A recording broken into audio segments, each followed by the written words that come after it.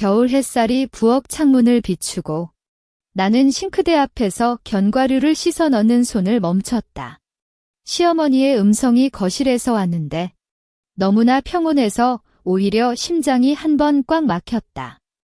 혜진아, 내일 동생이 부인이랑 아이들 데리고 온다. 나는 대추 껍질을 쪼갠 손가락이 갑자기 굳었다. 설이 이틀 남았다. 지난주부터 매일 저녁 새벽까지 설 음식을 싸고 시어머니가 원하는 대로 송편을 만들고 구이용 고기를 양념하며 온몸이 뻐근했다. 모든 건 불인의 세 식구가 평화롭게 설날을 보내기 위해서였다. 남편 민주는 직장이 바빠 대부분 나와 시어머니가 준비했고 적어도 이번 설만큼은 시어머니의 잔소리도 덜 듣고 조용히 지내고 싶었다. 시어머니. 그런데 동생님 일가는 예전에 설날엔 처가에 갔다고 하셨어요. 나는 목소리가 살짝 떨리지 않게 노력했다. 싱크대에 놓인 유리병에 건포도를 담는 손을 가볍게 움직였다. 시어머니가 부엌으로 걸어 들어오는 발소리가 들렸다. 그녀는 나의 어깨를 살짝 두드렸다. 그래도 올해는 우리 집에 와.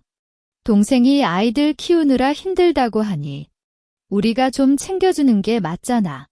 그런데 집이 좁고 준비한 음식도 세 사람 분량이야. 나는 마지막으로 반론했다. 우리 집은 30평 아파트로 방은 3개다. 나와 민준, 시어머니 각자 한 방인데 남동생 영호 부부와 2아이가 오면 누가 어디서 자야 할까? 시어머니는 웃음소리를 냈다. 내 방이 가장 넓잖아. 너랑 민준이는 거실 소파에 누워도 되고 아이들은 너 방에 이불 깔아주면 되지? 내 심장이 차갑게 얼었다. 시어머니는 내가 10년째 함께 살면서도 절대 내 방에 손대지 않는 걸 알고 있었다. 그곳은 유일하게 내가 마음껏 쓸 수 있는 공간이었는데 그것마저 빼앗기려는 건가? 시어머니, 그건 좀 그래? 며느리가 시어머니 말 좀 들어야지. 시어머니의 목소리가 차갑게 변했다. 동생이 부인이 우리 집에 와서 좀 쉬게 해주는 게 너의 본분이잖아. 이따가 민준이 들어오면 말해줄게. 넌 그냥 방 정리해. 그녀는 다시 거실로 갔다. TV 소리가 크게 퍼졌다. 나는 유리병 뚜껑을 꽉 닫았다. 손가락이 너무 세게 움직여 뚜껑 가장자리가 손바닥을 긁었다. 아픔도 모른 채 나는 싱크대 앞에 서서 숨을 참았다. 이렇게 아무도 내 의견을 묻지 않고 결정하는 건 얼마나 됐는지 모른다. 시어머니는 언제나 남동생 영호를 아끼고 그의 아내와 아이들도 마치 천금 같은 존재로 대한다. 반면 나는 그냥 할 일을 잘하는 며느리로만 보인다. 결혼 5년째 아이가 없어서 그런지 시어머니의 눈빛엔 늘 미묘한 불만이 깔려 있었다. 민준이 저녁에 돌아왔다.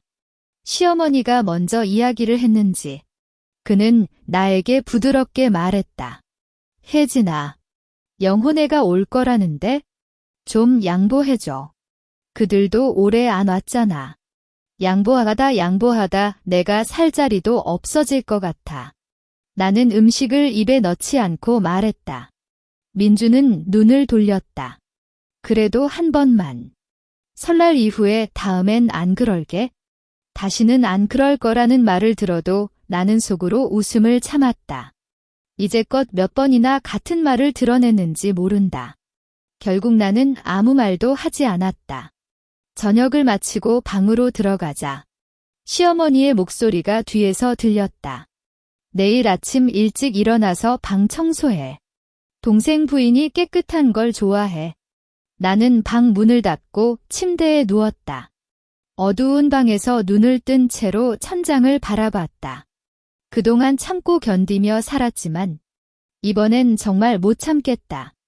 시어머니의 강요, 남편의 무관심, 그리고 불청객으로 올 남동생 가족. 이 모든 게 갑자기 지겹게 느껴졌다. 손이 자연스럽게 밧줄 가방을 꺼냈다. 옷장 구석에 숨겨둔 여행 가방이었다. 나는 천천히 눈을 감았다. 그리고 속으로 단호하게 결심했다. 그들에게 맡겨두고 나는 혼자 떠나야 한다. 이번 설날은 내가 원하는 대로 살 거다. 아침 햇살이 방창을 비추기 전에 나는 일어났다.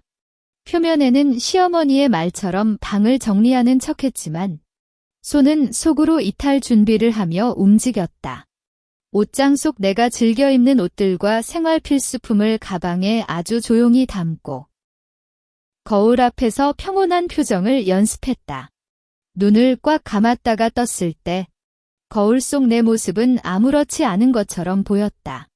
하지만 심장은 계속 뛰고 있었다. 오후 2시쯤 현관문을 두드리는 소리가 갑자기 들렸다. 시어머니가 발을 벌리고 문을 열었고 아가들아, 할머니 보고 왔어? 하는 기쁜 목소리가 거실 전체에 퍼졌다. 나는 부엌에서 컵을 닦는 손을 멈추고 발소리와 아이들의 떠들썩한 소리가 점점 가까워졌다. 언니, 오랜만이야. 영호의 부인 혜리가 부엌으로 걸어 들어왔다.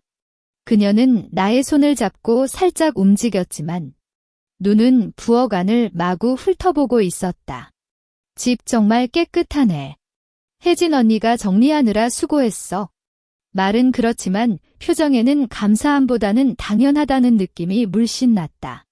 두 아이는 부엌에 들어오자 곧바로 식탁에 놓인 견과류를 쥐어 먹기 시작했다. 씨앗이 바닥에 깔렸고 컵을 건드려 거의 쓰러뜨렸다. 야, 조심해. 나는 말을 했지만 혜리는 아이들에게 알았어? 혜진 언니가 화낸이라고 하며 웃기만 했다. 시어머니는 아이들에게 사탕을 나눠주며 아가들 아무래도 해도 되라고 말했다. 그녀는 바닥에 떨어진 견과 씨앗을 보고도 나에게 말했다. 혜진아, 좀 치워줘. 아이들 어때? 나는 진공청소기를 끌고 왔을 때 갑자기 내 방 방향에서 아이들의 소리가 들렸다. 엄마, 이 방 이쁘다. 이거 뭐야? 예뻐. 나는 청소기를 내려놓고 달려갔다. 방문이 활짝 열려 있고 두 아이가 내 침대에 올라가 장난치고 있으며 혜리가 내 화장대에 놓인 로션을 꺼내 손바닥에 짜고 있었다. 혜리 씨, 그건 내 거예요. 나는 목소리를 높였다. 혜리는 놀란 표정을 짓고 미안. 보기만 해도 좋아서라고 말하며 스킨을 다시 놓았다.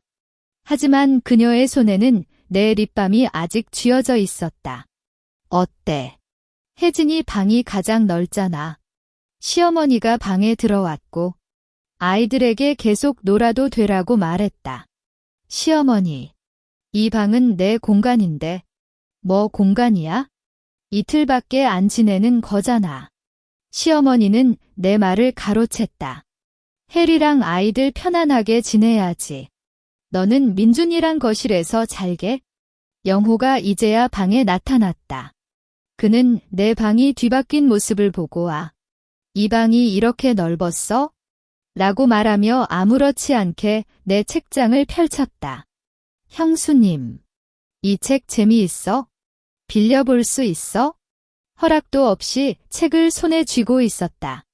내 방에 커튼이 꼬였고 화장대는 뒤죽박죽이 되었으며 침대 시트에는 아이들의 얼룩이 묻었다. 내가 아끼는 향수병이 넘어져 있고 캡이 열려 향수가 샜다. 심장이 터질 것 같았다. 하지만 나는 아무 표정도 보이지 않았다. 그래, 마음껏 써. 나는 그냥 말했다. 혜리는 내 립밤을 입에 바르며 언니? 이거 향기 좋다라고 말했고 시어머니는 혜진아, 저녁은 닭갈비 해줘. 영호가 좋아해라고 명령했다. 영호는 책을 읽고 아이들은 계속 장난치고 혜리는 내 옷장을 살펴보며 언니, 이 드레스 예뻐. 내 사이즈 맞을까? 라고 말했다. 나는 방을 나왔다. 부엌으로 걸어가는 길. 손가락을 꽉 쥐었다. 혈액이 머리로 솟구치고 분노가 온몸을 뒤덮었다. 이들이 불청객임을 이 공간이 내 것을 아직도 몰라? 시어머니는 이 모든 걸 보고도 한마디도 못 잡는다. 난 냉장고에서 닭고기를 꺼냈다. 칼을 들고 고기를 자르는 손이 살짝 떨렸다. 하지만 이제는 후회하지 않는다. 오늘 밤 나는 이 집을 떠난다. 그들에게 남겨질 건 오직 혼란뿐이 될 것이다. 저녁 식사가 끝난 뒤 집안은 아이들의 떠들썩함과 TV 소리로 뒤덮였다. 시어머니는 해리와 함께 거실에서 드라마를 보고 영호는 방에서 스마트폰 게임을 하며 울부짖고 민주는 회사 연락을 받고 베란다에서 통화를 했다. 나는 혼자 부엌에서 설거지를 마치고 표면에는 평온하지만 속으로는 시간을 세고 있었다. 밤 11시쯤 아이들이 피곤해 잠들기 시작했다. 혜리는 내 방에 이불을 깔고 아이들을 누이고 혜진 언니, 오늘 저녁 정말 수고했어라고 말하며 방문을 닫았다. 그 소리가 들렸을 때 내 심장이 한 번 크게 뛰었다.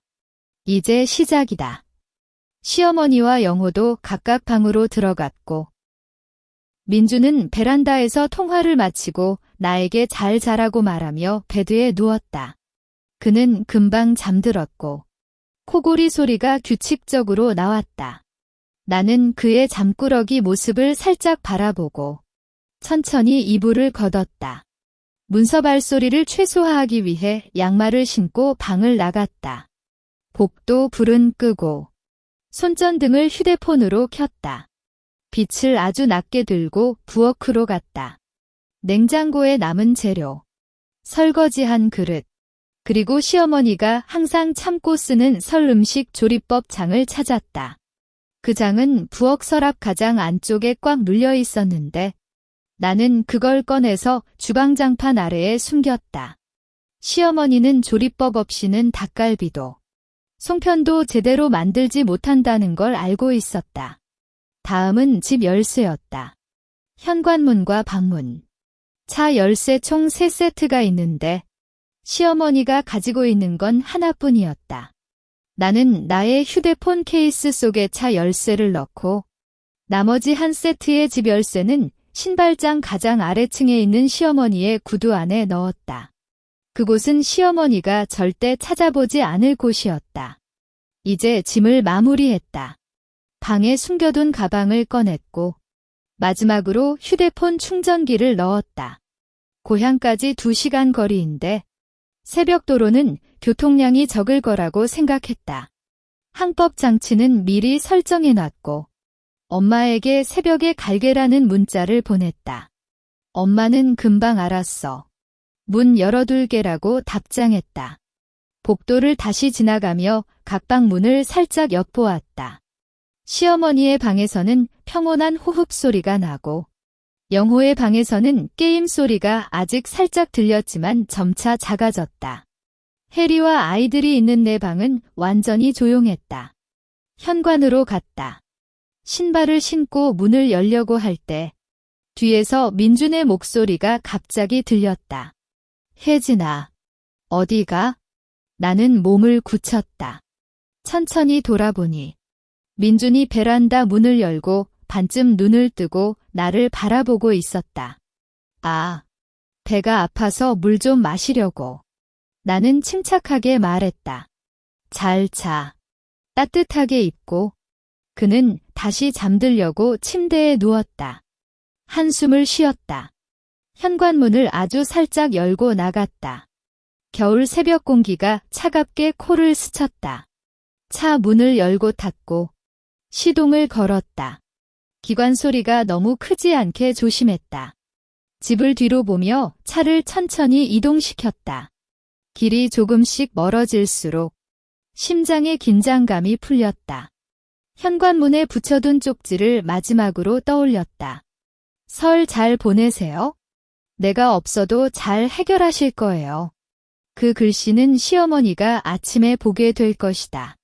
차가 고속도로에 진입했을 때 동해바다 쪽 하늘에 새벽녘 빛이 살짝 드러났다. 나는 앞을 바라보며 가속판을 살짝 밟았다. 이제는 돌아갈 이유가 없다. 그들에게 남겨진 건 오직 혼란과 후회뿐일 것이다. 차가 고속도로를 달릴 때의 평온함이 아직도 피부에 남아있지만 기억 속 저녁 식사의 억울함이 다시 살아났다.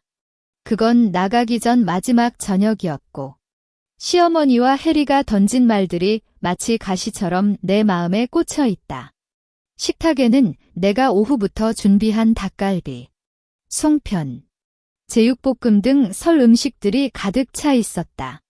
시어머니는 아이들 앞에 닭살을 쪼개주며 아가들, 맛있게 먹어라고 말했고 해리는 영호에게 오빠, 이 제육볶음 맛있어? 혜진 언니 손이 정말 좋네라고 말하며 웃었다. 하지만 그녀는 나에게는 한 번도 감사하다는 말을 하지 않았다. 혜진아, 이 송편은 왜 이렇게 달지? 내가 알려준 대로 하지 않았어?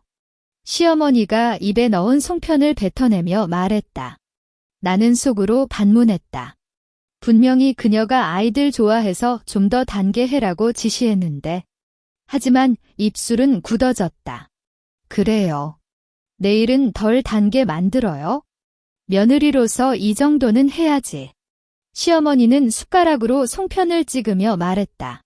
남편 부양하고 시어머니 모시고 동생 가족도 챙겨야 하는 게 내 본분이잖아. 아이도 없으니 시간이 많잖아.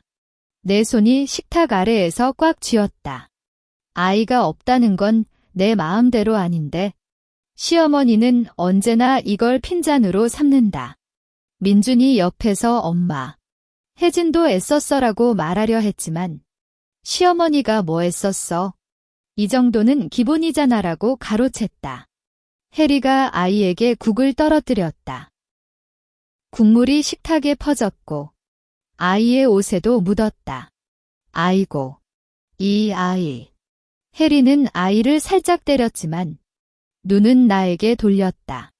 혜진 언니, 수건 좀 달라줘. 그리고 이 식탁 좀 닦아줘. 마치 나는 그들의 하녀인 것처럼. 나는 수건을 가져와서 식탁을 닦았다. 국물이 손바닥에 스며들어 차갑다. 해리는 아이 옷을 닦으며 언니, 다음엔 아이들 앞에 그릇 좀 안정적으로 놔줘. 이렇게 떨어지니 귀찮잖아라고 말했다. 책임이 나한테 있다는 듯한 태도였다. 해리야, 혜진이도 바빠. 너도 좀 도와줘. 영호가 드디어 말을 했다.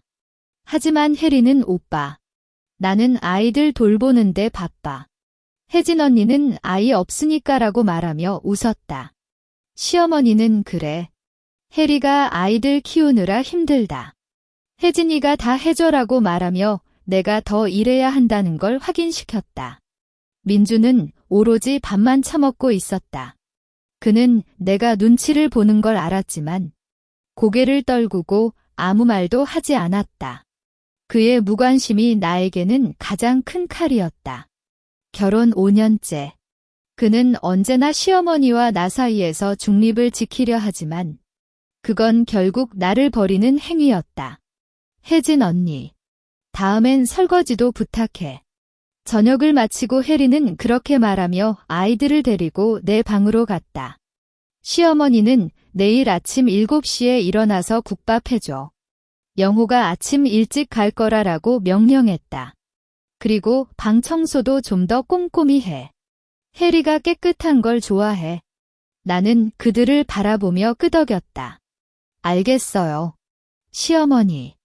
표면에는 아무렇지 않은 것처럼 하지만 속으로는 모든 걸 끝낼 결심이 굳었다. 이런 삶을 더 이상 견딜 수 없다. 시어머니의 무시, 해리의 무례, 남편의 방관. 이 모든 게 오늘 저녁에 최고조에 달했다. 설거지를 마치고 부엌을 정리할 때 나는 시어머니가 가장 좋아하는 홍삼차를 끓였다. 하지만 그 안에 아무것도 넣지 않았다. 그녀는 매일 저녁 홍삼차를 마시고 잔다는 걸 알고 있었다. 오늘 밤도 그렇게 잠들겠지만 내일 아침에는 나를 찾을 수 없을 것이다. 방으로 돌아갔을 때 민주는 이미 잠들어 있었다. 나는 그의 옆에 누웠고 천천히 눈을 감았다. 내일 이 시간에는 고향 엄마의 옆에서 평온하게 잠들 거라고 생각했다. 그 생각이 겨울밤의 차가움을 조금이나마 녹여줬다. 손가락이 휴대폰을 만졌다. 새벽 4시. 알람을 맞춰놨다. 이제 남은 건 기다리기 뿐이다. 그들에게 남겨질 혼란을 상상하며 나는 속으로 미소를 지었다. 휴대폰 알람이 새벽 4시 정각에 작동했다. 소리를 최소로 설정해놔서 겨우 들렸고 나는 민준의 코골이 소리에 가려 천천히 이불을 걷었다. 방 안은 어둡고 겨울 새벽의 차가움이 창문 틈새로 스며들어 몸을 웅크렸다. 발을 내디뎠을 때 바닥이 차갑게 느껴졌지만 양말을 신고 있었기에 별로 불편하지 않았다. 가방을 어깨에 메고 방문을 살짝 열었다. 복도는 완전히 어둡고 각 방에서 나오는 호흡 소리와 영호의 잠꾸러기 소리가 섞여 있었다. 이 모든 게 이제는 내 관심사가 아니다. 현관으로 갔다. 벽에 붙여둔 쪽지를 마지막으로 확인했다. 설 잘 보내세요. 내가 없어도 잘 해결하실 거예요. 글씨는 크지 않지만 시어머니가 아침에 현관을 보면 바로 발견할 수 있도록 명확하게 썼다. 나는 쪽지를 손으로 살짝 눌렀다가 떼었다. 신발을 신고 문을 열었다. 겨울 새벽의 공기가 휙 불어 들어왔고 코끝이 따끔해졌다. 차는 현관 앞 골목길에 주차했었는데 불빛 없이도 익숙한 길을 찾아갔다. 차 문을 열고 앉았을 때 손이 살짝 떨렸다. 이제 진짜로 떠나는 것이다. 시동을 걸었다. 엔진 소리가 아주 낮게 울렸고 주변 집들에 영향을 주지 않도록 천천히 차를 빼냈다. 골목길을 나와 주요 도로에 진입했을 때 하늘은 아직 까맣지만 동해바다 방향에 아주 옅은 새벽빛이 감돌았다.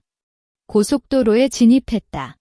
차량이 거의 없어 속도를 올릴 수 있었고 바람이 창문을 스치는 소리가 평온함을 선사했다.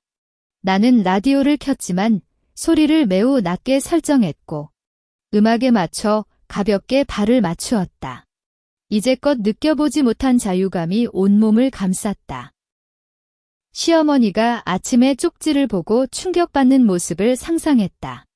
그녀는 아마 이 며느리가 대체 뭐 하는 짓이야 라고 외칠 거고 민주는 당황해서 나를 찾아볼 거다. 해리와 영호는 내가 없어서 막말로 당황할 거고 아이들은 아침 식사도 제대로 못 먹을 것이다. 하지만 이 모든 건 내 탓이 아니다. 그들은 스스로의 행동에 대한 결과를 받아야 한다. 차가 고향 시외버스 터미널에 가까워졌을 때 엄마에게 문자를 보냈다. 엄마, 곧 도착해. 금방 길 잘 왔어? 따뜻한 국 뜨고 있어라고 답장이 왔다. 눈물이 살짝 차올랐다. 결혼한 지 5년 동안 설날마다 시어머니 집에서 보냈지만 이번만큼은 엄마와 함께하는 설이 기대됐다. 아침 6시 반. 차가 엄마의 집 앞에 도착했다. 엄마가 문 앞에 서서 나를 기다리고 있었다. 혜진아. 엄마는 나를 안아주었고 그 품이 정말 따뜻했다. 왜 이렇게 일찍 왔어? 아파하지는 않았어. 엄마는 내 얼굴을 보며 걱정스러운 표정을 띠다. 아니야. 그냥 갑자기 엄마 보고 싶어서. 나는 웃으며 말했다. 엄마는 나를 집 안으로 안내했고 식탁에는 뜨거운 감자탕이 가득 차 있었다. 배 고플 거다. 좀 먹어. 엄마는 숟가락을 주었다. 감자탕의 맛이 입안에서 퍼질 때 모든 스트레스가 녹아내렸다. 시어머니 집에서 무슨 일 있었어? 엄마는 조심스럽게 물었다. 나는 간단히 설날에 동생 가족이 갑자기 와서 방도 빼앗고 너무 심해서 나왔어라고 말했다. 엄마는 그래. 그런 사람들 만나서는 참을 수밖에 없지라고 말하며 내 머리를 쓰다듬었다. 여기서 편안히 쉬어. 아무 걱정하지 마. 나는 감자탕을 먹으며 창밖을 바라봤다. 고향의 아침은 정말 평온했다. 햇살이 가을 나무를 비추고 이웃집게 울음소리가 들렸다. 이곳에서만큼은 시어머니의 잔소리도 해리의 물에도 없었다. 휴대폰을 보니 민준이 10통 이상 전화를 걸어왔고 문자도 여러 개 왔다. 어디야? 빨리 와. 엄마가 화가 나서 아파해. 뭐 하는 짓이야? 대답해. 나는 그냥 문자를 지웠다. 지금은 나와 엄마의 시간이다. 그들에게는 아직 충분한 시간이 남아있다. 혼란을 즐겨라. 고향의 평온은 마치 차가운 물에 잠긴 불처럼 내 안의 분노와 스트레스를 차분히 꺼주었다. 엄마와 함께하는 시간은 짧지만 매우 소중했다. 아침엔 함께 시장에 가서 신선한 재료를 사고, 오후엔 마당에서 빨래를 널고, 저녁엔 둘이 나누어 요리를 해먹었다. 엄마는 결코 나에게 해야 한다는 말을 하지 않고, 어때? 이 정도면 충분해 잘했어라는 격려만 해줬다. 혜진아, 이 사과는 당도가 높아. 시장에서 아저씨가 직접 재배했다는 거야? 엄마는 냉장고에서 사과를 꺼내어 나에게 주었다. 사과를 입에 물었을 때 단맛이 입안에서 퍼지며 마음까지 달달해졌다. 이런 평온함이 오래전부터 원했던 건데 왜 이제서야 찾아온 걸까? 오후 3시쯤 휴대폰이 갑자기 울렸다. 민준의 이름이 화면에 떴다. 나는 휴대폰을 보고 잠시 고민했다. 받을까? 안 할까? 엄마가 받아봐.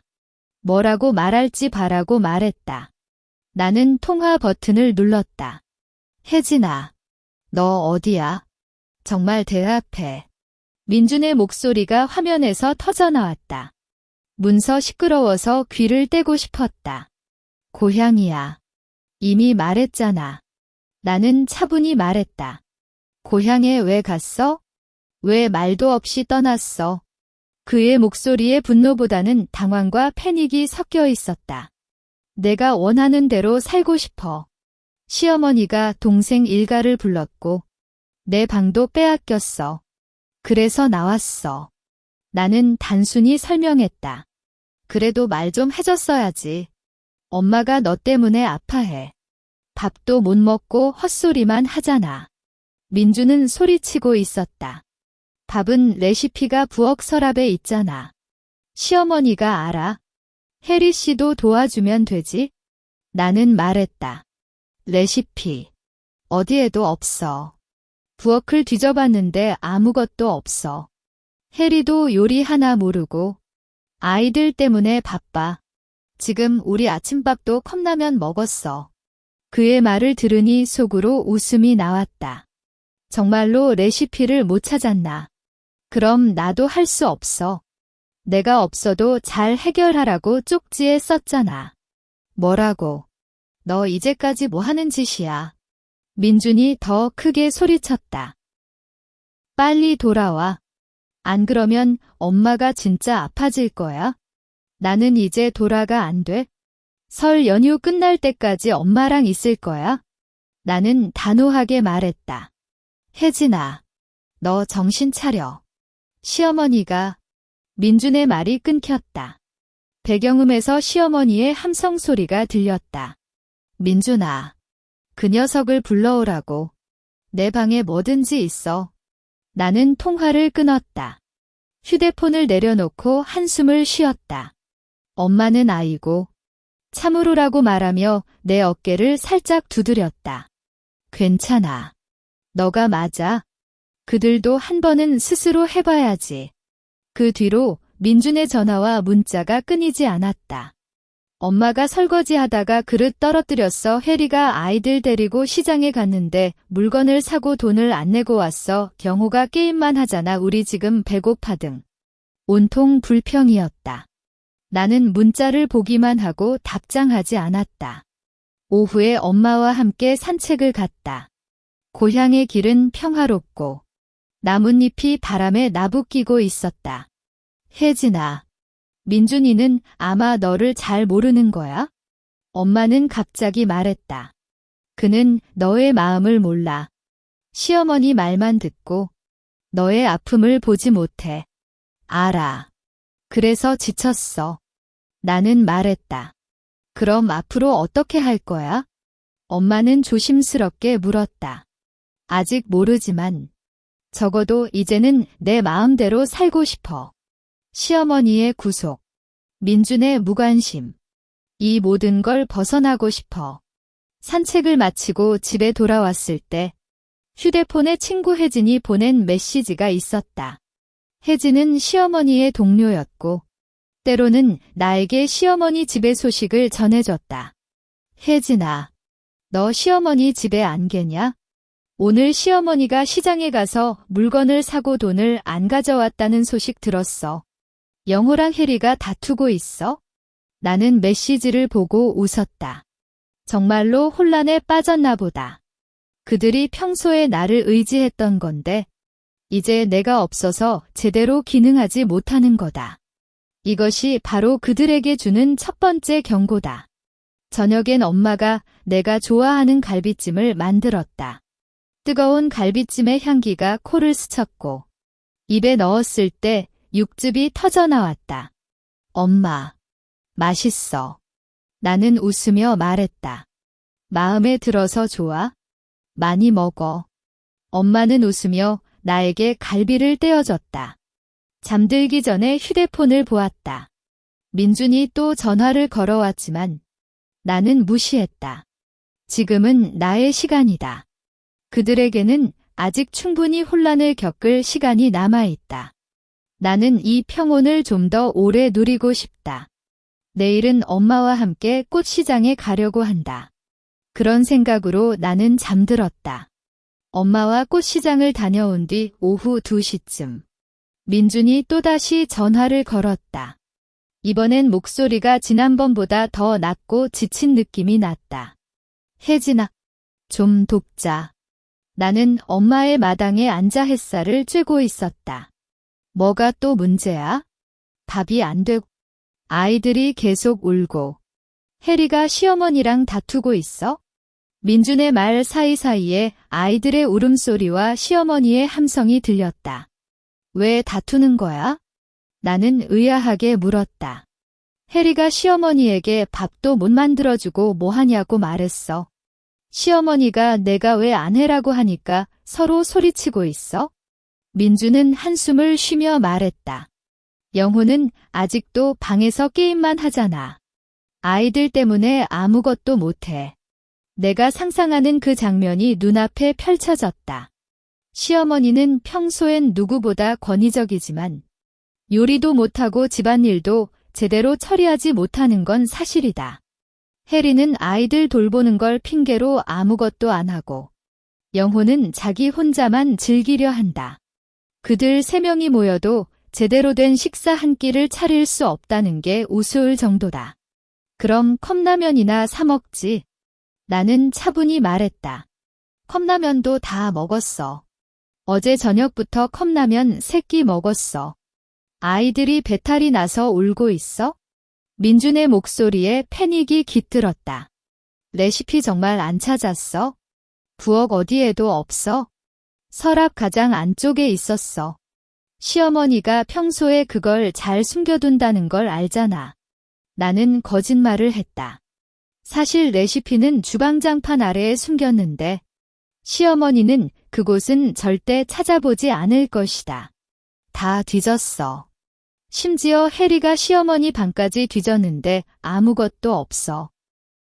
그럼 나도 몰라? 나는 단순히 대답했다.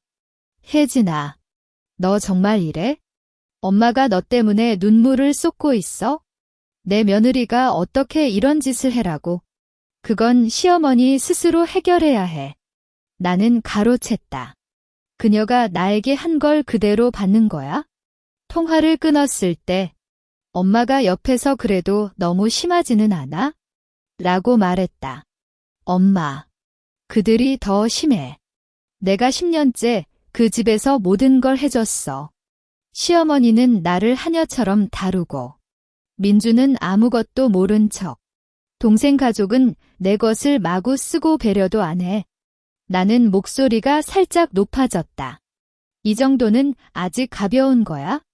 엄마는 입을 다무고 나를 바라봤다. 그래. 너도 참 많이 참았어. 그녀는 나에게 물을 따다 주었다. 그렇지만 민준이는 너를 아끼는 걸 모르겠어? 그냥 부모 말을 잘 듣는 순진한 아이야. 순진함이 오히려 해를 끼치는 거야.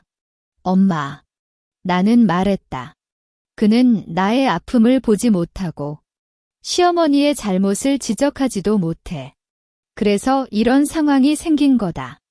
오후 5시쯤. 친구 혜진이 또 카톡을 보냈다. 혜진아, 너 시어머니 집 진짜 대박이야. 시어머니가 시장에 가서 물건 사려는데 지갑을 잃어버렸다고 함.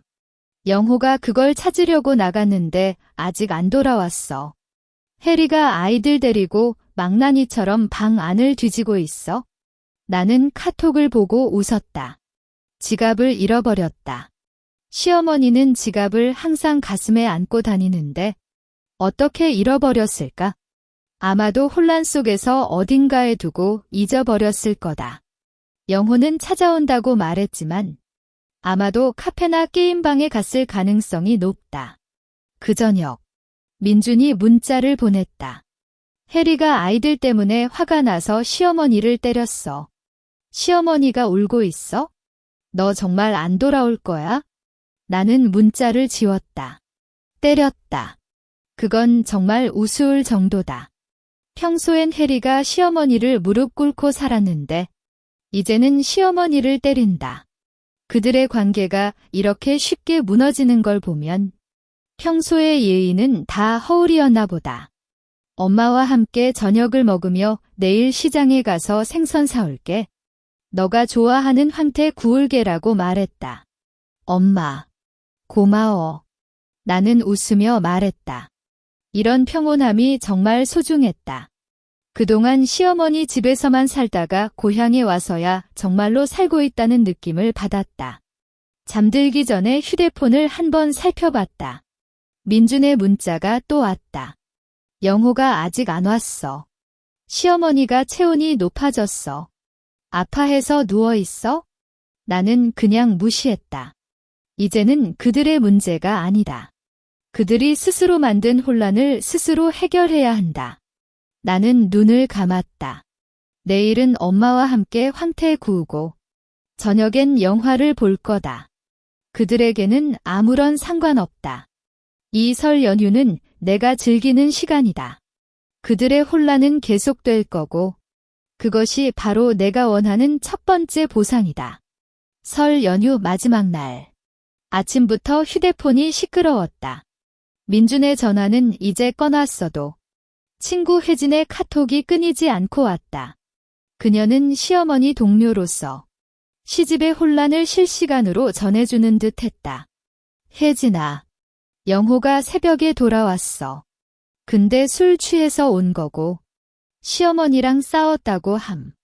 나는 엄마와 함께 황태를 구우는 손을 멈추고 카톡을 읽었다. 술 취해서 돌아왔다. 정말로 지갑을 찾으러 갔는지 의문스러웠다. 영호가 엄마가 나를 왜 그렇게 혼내라고 소리치고 시어머니가 내가 아무것도 안 해라고 울며 맞받아쳤어. 지금 집안이 온통 소란스러워. 엄마가 또 뭐라고 해? 라고 물었다. 영호가 술 취해서 시어머니랑 싸웠다고. 나는 웃으며 말했다. 그래. 이제 정말 뒤집어졌구나. 엄마는 허탈한 표정을 짓고 말했다. 오후 1시쯤. 민준이 드디어 전화를 걸었다. 이번엔 목소리가 온통 귀여운 걸음이었고 울먹이는 소리까지 섞여 있었다. 혜진아, 와줘. 정말 못 견디겠어? 뭐가 또 생겼어? 나는 차분히 물었다.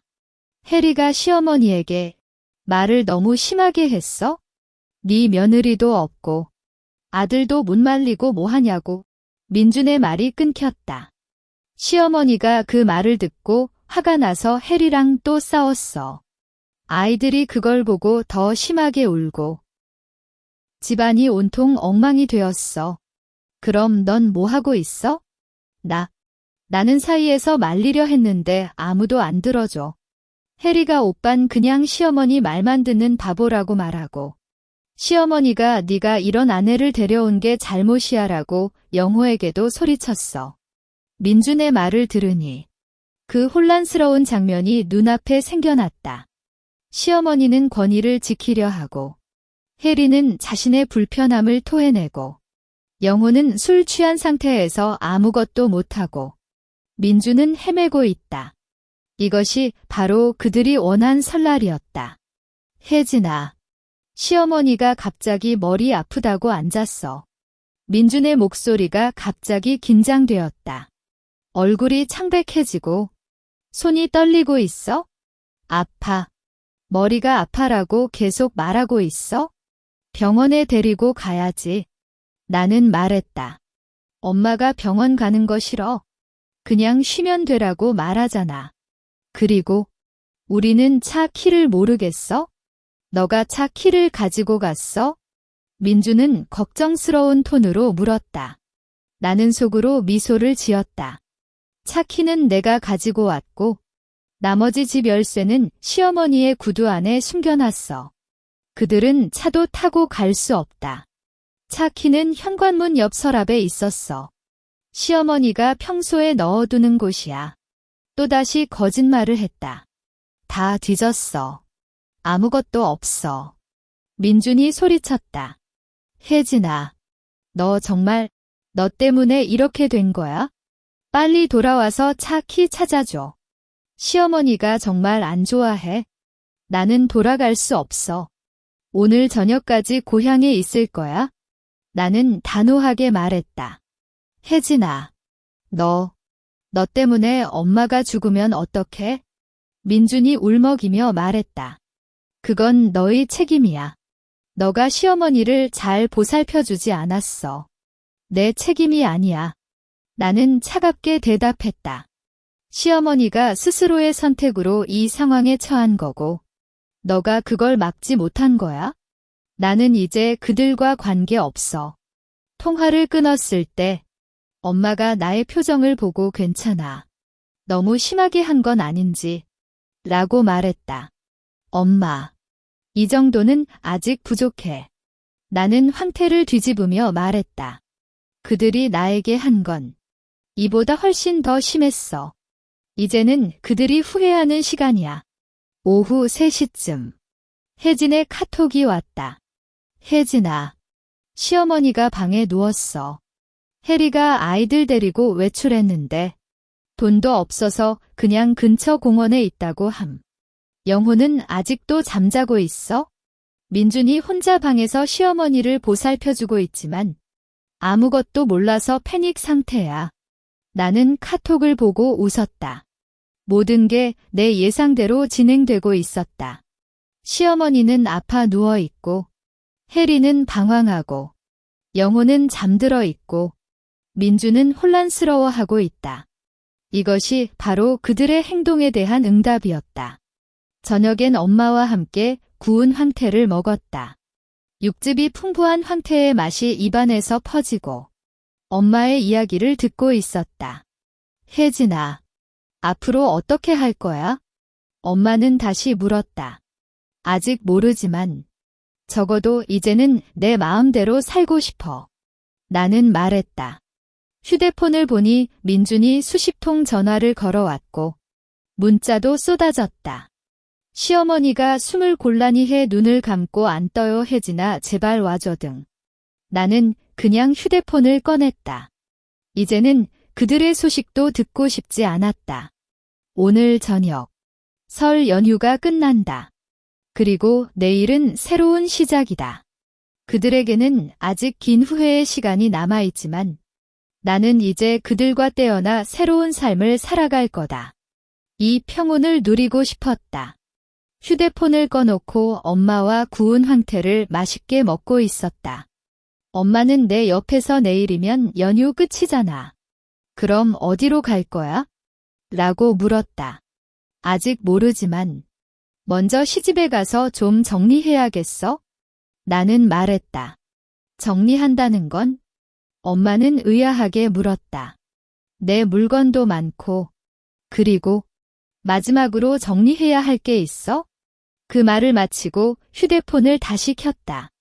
화면에 민준의 미처리 통화가 50통이 넘었고 문자는 더 많았다. 가장 마지막 문자가 눈에 띄다. 엄마가 쓰러졌어. 눈을 안 뜨고 숨도 거칠어. 제발 와줘. 문자를 읽자마자 휴대폰이 울렸다. 역시 민준이었다. 이번엔 그의 목소리가 온통 파열된 것처럼 울음소리까지 섞여 있었다. 혜진아, 혜진아. 왜 그러는 거야? 나는 차분히 말했다. 배경음악이 정말 심상찮았다. 아이들의 울음소리, 영호의 거친 코골이 소리, 그리고 시어머니의 허약한 신음소리가 뒤섞여 있었다. 엄마가 갑자기 쓰러졌어. 바닥에 누워있고 눈을 안 뜨고 민준이 울먹이며 말했다. 병원에 불러야 하는데 차 키도 없고 택시도 불러지지 않아. 주변에 아무도 없어. 왜 택시가 안 와? 설 연휴 마지막이잖아. 이 동네 택시 하나 없어. 영호는 아직도 잠자고 혜리는 아이들 데리고 공원에 갔다가 안 돌아와. 나 혼자서 엄마를 못 들이잖아. 민준의 말이 뒤섞였다. 혜진아, 너만 와줄 수 있어? 제발 와줘. 나는 한숨을 쉬었다.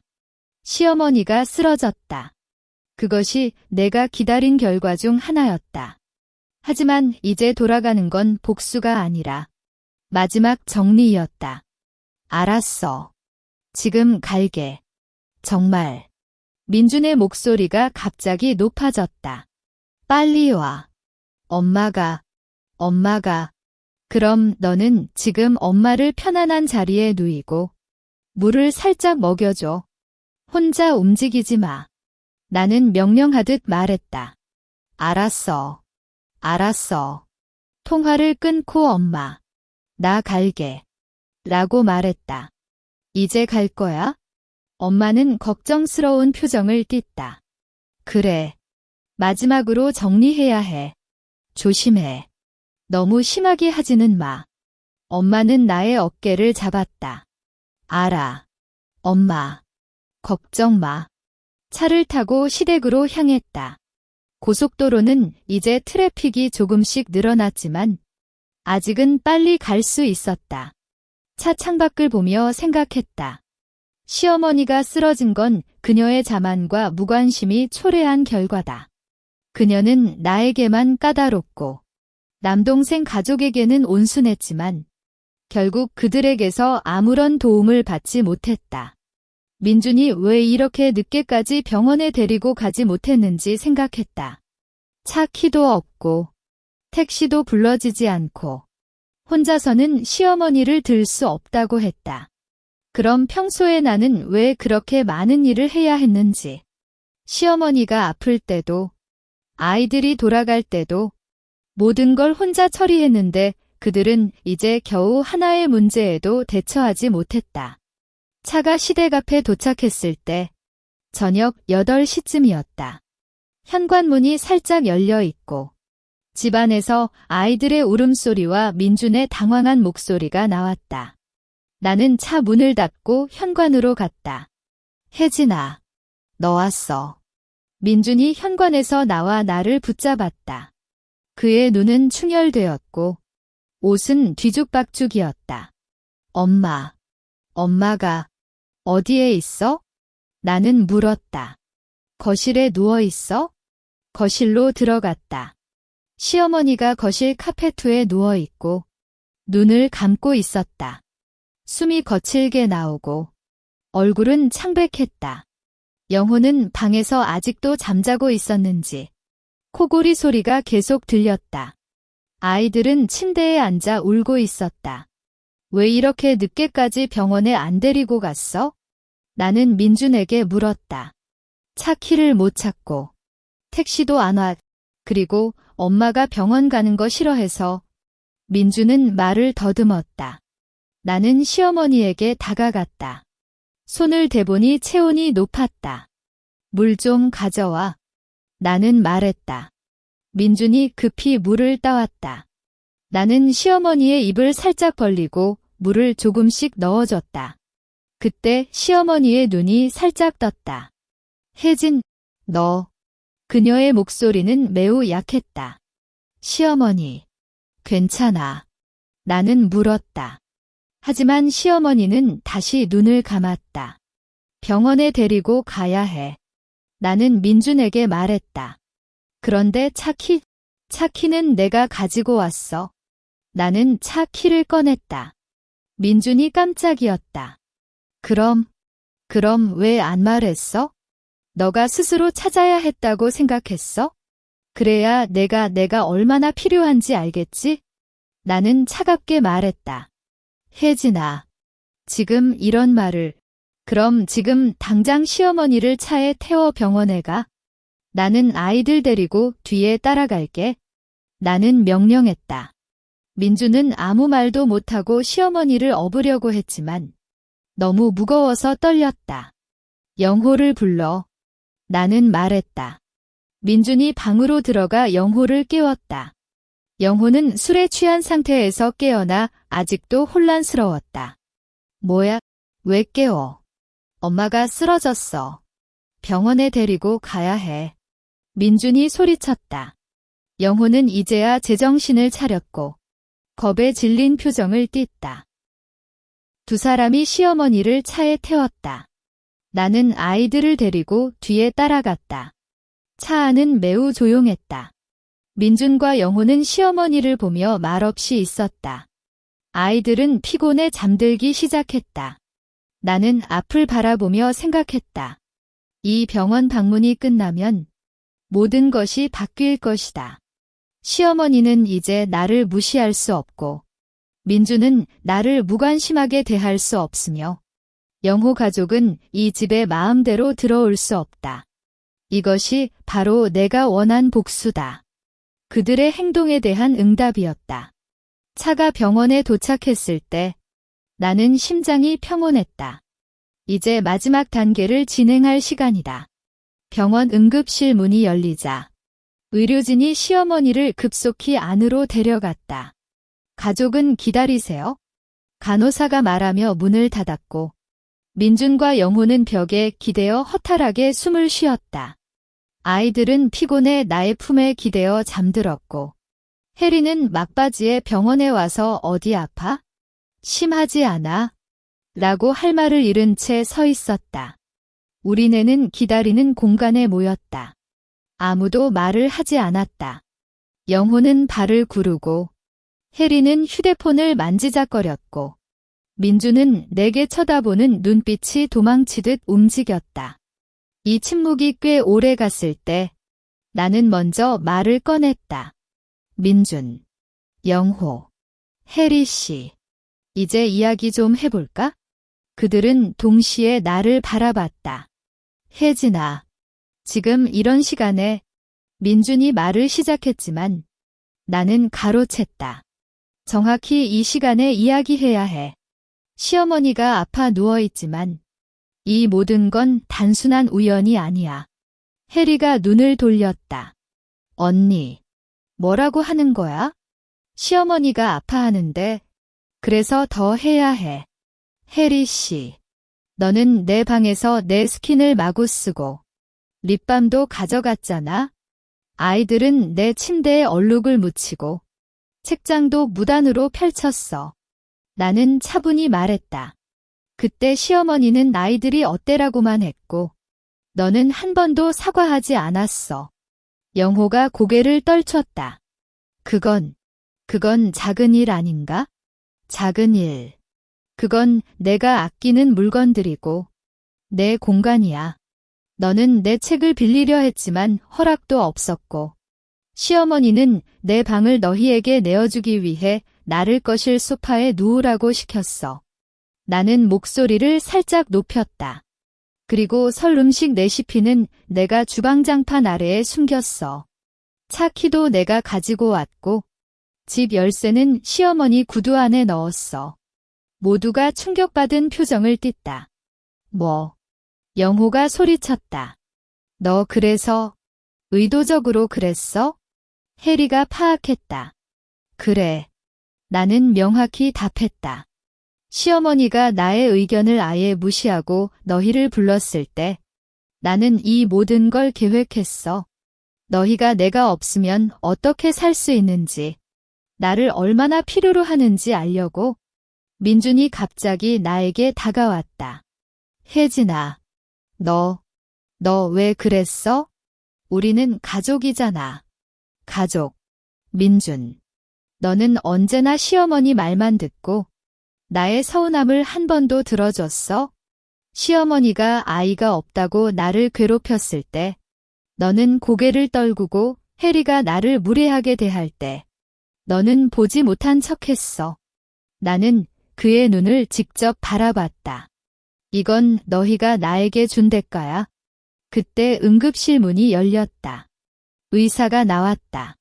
환자는 긴장과 피로로 인한 기절이었어요. 체온도 좀 높고 영양 상태도 안 좋은데 병원에 좀 입원해서 휴식을 취해야 해. 큰 문제는 없으니 안심하세요. 안도하는 표정을 짓는 민준과 영호를 보며 나는 다시 말했다. 이제 규칙을 세워야 해. 모든 이의 시선이 나에게 모였다. 첫째, 이 집에서 내 방은 절대 침범하지 마. 문서나의 물건도 허락 없이 쓰지 마. 둘째, 시어머니는 앞으로 나의 의견을 물어봐야 해. 마음대로 결정하지 말고, 특히 남동생 가족을 불러올 땐 반드시 내 동의를 얻어야 해. 셋째, 해리 씨와 영호는 이 집에서 머무는 동안 집안일을 나눠서 해야 해. 나는 너희의 하녀가 아니야? 시어머니가 간호사의 도움을 받아 침대에 누워 나오는 모습이 보였다. 그녀는 창백한 얼굴로 나를 바라봤다. 혜진, 시어머니, 이제 그만하세요. 나는 10년째 너를 모시고 모든 걸 해줬어. 하지만 너는 나를 절대 존중하지 않았어. 나는 시어머니에게도 직접 말했다. 앞으로 이 규칙을 지키지 않으면 나는 이 집을 영원히 떠나고 이혼할 거예요. 민준도 이제는 내 말을 들어야 해. 민준이 고개를 끄덕였다. 알았어. 혜진아. 앞으로는 내 말을 잘 들어줄게. 엄마도 그래야 해. 시어머니는 눈물을 쏟으며 미안해. 혜진아. 나도 너를 잘 모르고 영호만 아껴 써라고 울먹였다. 해리가 아이들을 데리고 언니? 미안해. 앞으로는 잘 할게라고 사과했고, 영호도 형수님. 죄송합니다. 다음엔 안 그럴게라고 말했다. 모두가 사과하는 모습을 보며 내 심장에 차있던 분노가 드디어 풀렸다. 이것이 바로 내가 원한 복수였다. 폭력적인 행동이 아니라 그들에게 자신의 잘못을 깨닫게 하고 나에게 당연한 존중을 주는 것이다. 이틀 후 시어머니가 퇴원했다. 집엔 내가 정한 규칙이 종이에 적혀 현관에 붙어 있었다. 시어머니는 더 이상 나에게 명령하거나 잔소리를 하지 않았고 해리와 영호는 집안일을 나눠서 했으며 아이들도 내 방에 들어오지 않았다. 민주는 저녁에 돌아오면 오늘 수고했어라고 말하며 나를 안아줬다. 한 주 후 영호 가족이 떠났다. 떠나기 전에 해리가 언니, 다음엔 제대로 초대받고 와야겠다라고 웃으며 말했다. 시어머니는 혜진아, 다음 설날엔 너의 의견에 맞춰 준비할게라고 말했다. 나는 방에서 창밖을 바라봤다. 햇살이 방 안을 따뜻하게 비추고 있었다. 이제 이 집은 나에게도 평온한 공간이 되었다. 시어머니의 존중, 민준의 이해, 그리고 자신을 지켜낸 나. 이 모든 것이 아름다웠다. 혹시나 앞으로 또 문제가 생길지 몰라도 이제는 나는 자신을 지켜낼 힘이 있다. 이 설날의 이탈과 복수는 나에게 새로운 삶을 선물해줬다. 내가 원하는 대로 살 수 있는 자유와 당연한 존중을 얻은 것. 이것이 바로 가장 큰 승리였다. 이야기 끝.